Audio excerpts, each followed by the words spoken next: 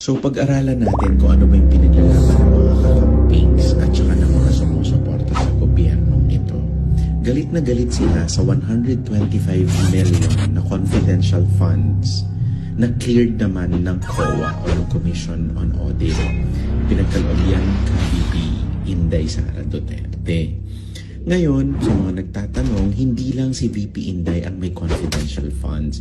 Sa totoo lang, hindi siya ang may pinakamalaki. Meron ng Pangulo at iba pang mga sangay ng gobyerno. Pero dahil binigyan ng kontrobersya yung sa kanya na hindi naman niya hiniling, pinalaki nila. Ito ang itsura ng 125 million. Kumpara sa 2025 budget insertion, ito yung biglang isiningit sa GAA o sa GAA. Tingnan nyo naman, ito pinirmahan to ni Bongbong Marcos.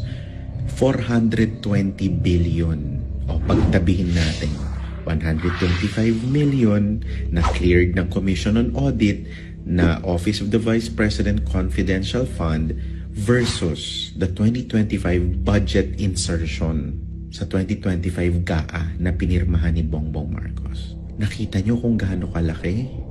Nakita nyo kung gaano kayo katanga?